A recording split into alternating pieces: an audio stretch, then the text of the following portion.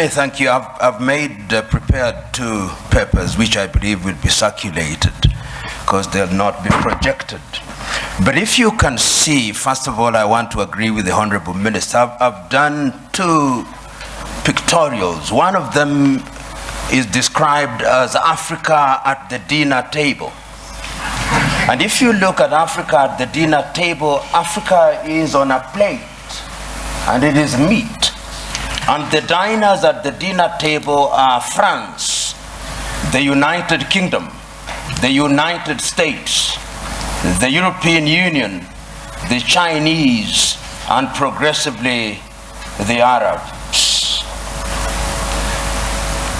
And my second picture is the African hotspots. It's not visible from there. But if you look at Africa today and you make a clean sweep with your mind, there are different conflicts of different intensity in Somalia, in northern Mauritania, in northern Mali, in Central African Republic, Democratic Republic of Congo, Guinea-Bissau, in the Cameroons, in South Sudan, and one can go on and on. And there is a sense in which Africa has always been alive to the question of interference. I will refer this audience, particularly those who are starting, to take time and read the 32 odd speeches that were made in the month of May 1963 by the then heads of states and government of independent African states, the 32 of them. And there are 2 speeches that I want to isolate for this presentation. One was by David Dacko of Central African Republic. And in thanking Emperor Haile Selassie and Kwame Nkrumah on that day, he said that we must never forget that the colonial power has not left us. We must recognize that he did not go willingly. And if we don't check them, they'll come back again. And what would little Central African Republic do against them? Today, he is right. Today, if we remember the activities of France and how they have propped up the regime of Jean-Bedel Bokassa, he was right. Today, as the Honorable Minister has indicated, Africa remains the only continent in the world that is referred to in these terms, Anglophone, to mean that we are a sphere of our erstwhile colonizers.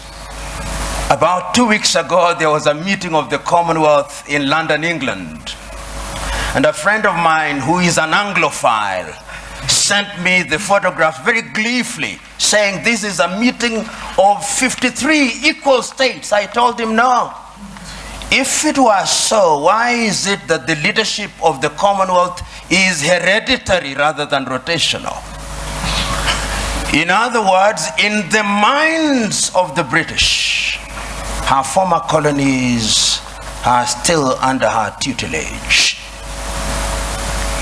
And I want to submit to us that in the minds of what I'll call the conceptual West, they think they have a divine duty to instruct Africans what to do. True. And in the minds of many African leaders, they think that they have a divine duty to accept what they are told. That, in my view, is what the Honorable Minister was talking about, the mindset.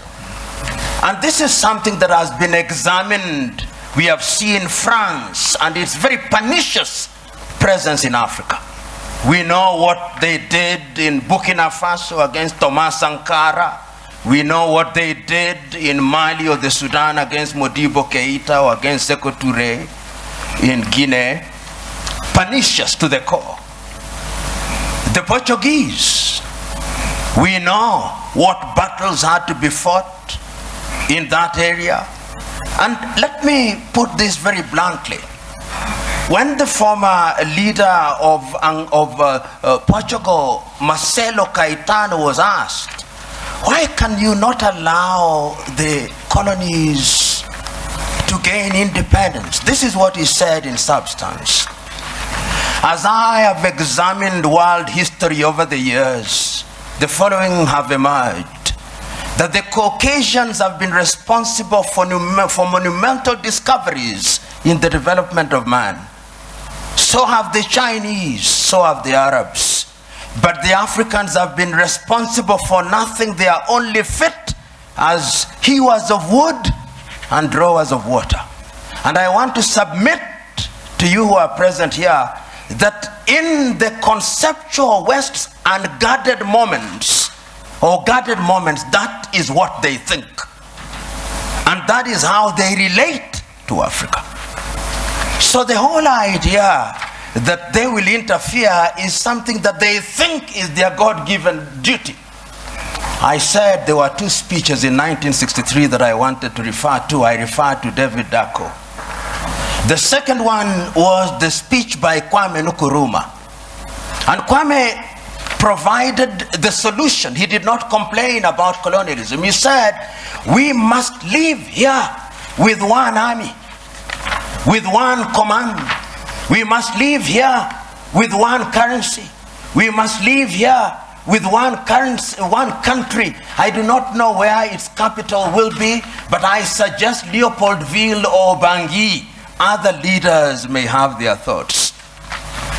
Kwame was right, but who listened to him? Several years down the line, and I've said it in my paper, there were coup d'etats which were engineered, there were mutinies which were engineered, and other forms of destabilization. And I want to believe that the person who actually said it very well in the 1980s was the former American President Ronald Reagan. He said, the United States of America does what is in her best interest. And I agree with him. Does Africa do what is in her best interest? Do African leaders do what is in the best interest of Africa? Interference will be there in very blatant and brazen ways and in subtle ways. I've always asked, until very recently, how many African countries manufactured bullets? Very few. Until very recently, how many African countries, in fact, how many African countries manufacture jet fighters? How many African countries are involved in the arms industry? Some of the leading conceptual West countries which pontificate to us about prizes, peace prizes, are the leading manufacturers of landmines. And if you look at their foreign exchange earners, it is the military and security items. So they say with their mouths, what do they not believe in their hearts? In Kiswahili we say, vita vya panzi furaha ya kunguru. That when the locusts are fighting, it is the joy of the hawk. Because when they kill each other, they get the food easily, dead. It is in the best interest, I dare submit, without fear of contradiction, that the elite in the conceptual West does not want Africa to stabilize, despite their assertion to the contrary. And you'll see it in every country because conflict is a major industry. Today, you look at South Sudan and the many peace conferences that are being held, but if you ask who supplies the arms,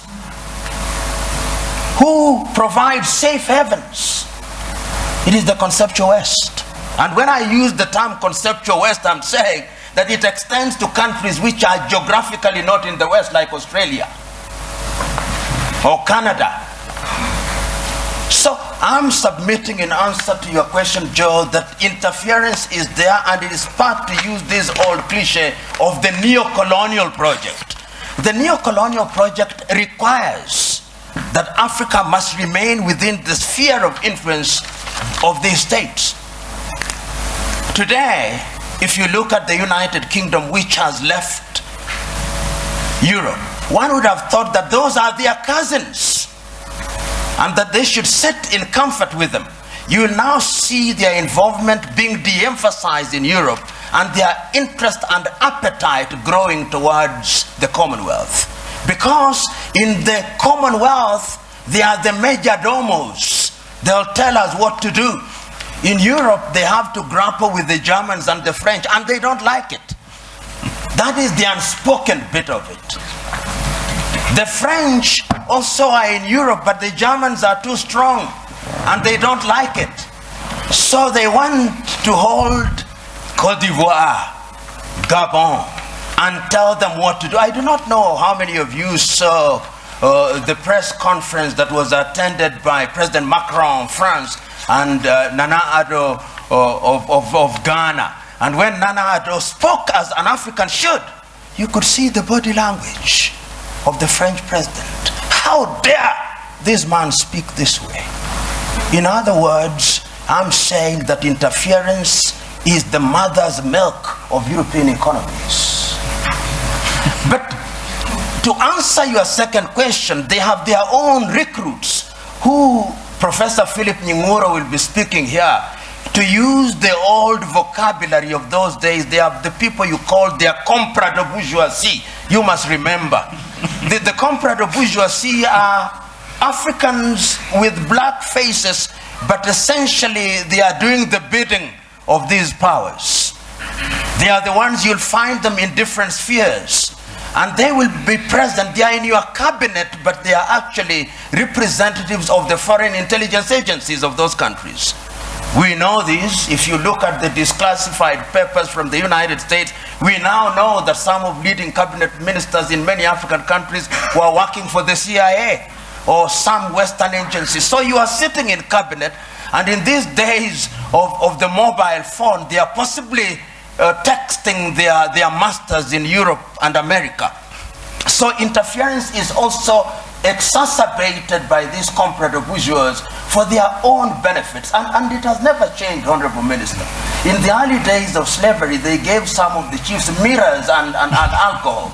Today, what they give them are flats in Paris or in Dubai, and that is what makes them undermine Africa.